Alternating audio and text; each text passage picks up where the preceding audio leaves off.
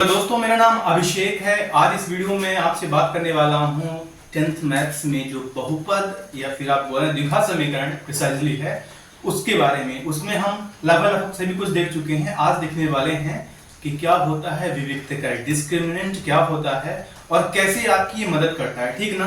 देखिएगा, द्विघात कोई भी समीकरण है, इससे पहले कि आप वीडियोस देख लीजिएगा तो आपको पूरा का पूरा समझ आ जाएगा कि इस तरह से आप श्रीधराचार्य मेथड से आप कैसे सॉल्व करते हैं और कैसे आप गुणनखंड मेथड सॉल्व करते हैं और क्या होता है अल्फा बीटा और कैसे आप उनके बीच संबंध स्थापित करते हैं। ठीक है ना। देखिए दोस्तों, इसमें क्या है, ए बी सी आप जानते हैं कि क्या होता है और ये है वो द्विघात समीकरण। ठीक है ना। अब देखिएगा, जो विविक्तकर होता है जिसको आप डिस्क्रिमिनेंट भी बोलते हैं, ठीक है ना, ये होता है आपका विविक्तकर। इसी को आप इंग्लिश में बोलते हैं डिस्क्रिमिनेंट। ठीक है ना, डिस्क्रिमिनेंट बोलते हैं। इसके तीन शर्तें रहती हैं। ये जो होता है इसे कहा जाता है इसे बी से शो करते हैं, होता है B square minus 4ac। B आपका ये वाला है x का गुणांक और जो a है वो x स्क्वायर का गुणांक है और जो c है वो जो कांस्टेंट टर्म रहता है, चर पद रहते हैं, यहाँ पे 12 है। ठीक है ना। इस वाले इक्वेशन में तीन शर्तें क्या है। पहला देखिएगा कि अगर ये d या बी स्क्वायर माइनस 4ac, मैं यही भी लिख देता हूं, अगर ये बड़ा है 0 से तो इसके कितने हल होंगे, सभी के दो हल होंगे। ठीक है ना। द्विघात समीकरण है तो सभी के दो हल ही होते हैं, लेकिन क्या होंगे, अलग अलग। ये अलग अलग होगा दोनों। अगर ये बी स्क्वायर माइनस 4ac 0 से बड़ा है और ये क्या रहेगा, मूल इसके क्या रहेंगे, वास्तविक रहेंगे। आपको मैं बताता हूं कि वास्तविक होता क्या है। वास्तविक जो मूल रहेंगे, रियल वैल्यू जो रहेंगे, रियल रूट्स रहेंगे, रियल उसके शून्य जीरोस रहेंगे, वो क्या होता है हम देखेंगे।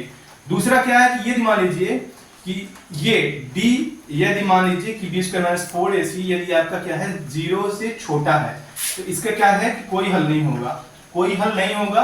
और साथ में क्या रहेगा कि इसके जो मूल आएंगे, ठीक है ना, अगर आप सॉल्व नहीं करते हैं तो जो मूल आएंगे वो मूल क्या रहेगा, मूल रहेगा इमेजिनरी या काल्पनिक, अवास्तविक। ठीक है ना, अवास्तविक। ये होता क्या है हम इसके बारे में बताएंगे। सॉल्व करेंगे तो ऐसा नहीं है कि दो मान नहीं आएंगे, दो मान आएंगे लेकिन रूट में माइनस में रहेगा तो वो काल्पनिक रहेगा। तीसरा क्या है, तीसरा कंडीशन ये रहेगी आपकी, फर्स्ट कंडीशन हो गई, सेकंड कंडीशन हो गई, थर्ड कंडीशन हो गई। ये कंडीशन हो जाएगी अगर डी डिस्क्रिमिनेंट अगर ये 0 के बराबर आता है तो क्या रहेंगे, इसके दो मूल रहेंगे, दो शून्य रहेंगे जो सॉल्व करेंगे, two roots and they will be equal, वो सेम रहेंगे। ठीक है ना, तो समान मूल रहेंगे और क्या रहेगा कि वो वास्तविक रहेगा। ठीक है ना, वास्तविक। दोस्तों आप एक बात इसे नोट कर लीजिएगा, वीडियो रिवाइंड करके आप देख सकते हैं जब इसकी बात आएगी कि मैंने क्या लिखाया है। आप एक चीज देखिएगा कि वास्तविक और अवास्तविक क्या होता है।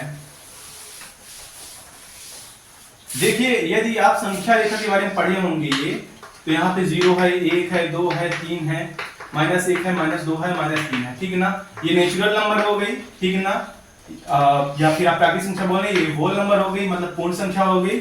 और इन सबको मिला के क्या बोलते हैं, पूर्णांक। ठीक है ना, पूर्णांक यानी बोलते हैं इंटीजर्स। तो ये जो पूर्णांक है आपका दोस्तों, इसके अलावा दो टाइप की और संख्या रहती है। एक रहता है परिमेय, है ना, परिमेय जिसे बोलते हैं रेशनल नंबर्स, और दूसरा रहती है अपरिमेय जिसे बोलते हैं इरेशनल नंबर।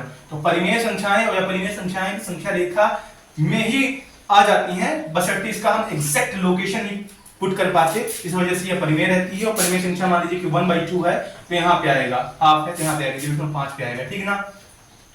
लेकिन जो कुछ ऐसी संख्याएं हैं जैसे मान लीजिए कि आप स्क्वायर रूट करते हैं 16 का, ठीक है ना, ऐसा वैल्यू आ जाता है, पे आपको 4 मिल जाएगा और 4 मिल जाएगा, एक प्लस में एक माइनस में। ठीक है ना, रूट 16 जो रहेगा तो एक प्लस में वैल्यू मिलेगी, एक माइनस में मिलेगी। तो -4 भी आप यहाँ पे शो कर सकते हैं कि देखिए -4 यहाँ पे है और जो 4 है यहाँ पे है ना। तो ये क्या रहेगी, वास्तविक संख्या है, जो संख्या रेखा पे डिनोट हो जाती है उन्हें वास्तविक आप बोल सकते हैं। लेकिन मान लीजिए कि कुछ ऐसी संख्याएं हैं जैसे मान लीजिए रूट -16 हो गया, चलिए हम -1 अंदर कर लेते हैं, इंटू 16 कर लेंगे, इसका स्क्वायर रूट होके बाहर आ जाएगा, 4 रूट -1 हो जाएगा। तो जो रूट -1 है इमेजिनरी संख्या रहती है, ये वास्तविक संख्या नहीं है। और इसी को आप आगे की क्लासेस में आयोटा नाम से जानते हैं। ठीक है ना, जो रूट -1 है इसी का स्टडीज आगे होता है। और 11th-12th की मैथ्स में कुछ टाइम बाद लाऊंगा, फिलहाल मुझे फिर से पढ़ना पड़ रहा है, काफी टाइम से मैं छोड़ दिया हूं। तो दोस्तों चलिए एग्जांपल देख लेते हैं कि आप इक्वेशन देख के बताएंगे कि इसके कैसे हल होंगे, क्या ये सॉल्व करना चाहिए नहीं करना चाहिए। ठीक है ना, तो आप देखिए d बराबर क्या होता है, b स्क्वायर माइनस 4ac, ठीक है।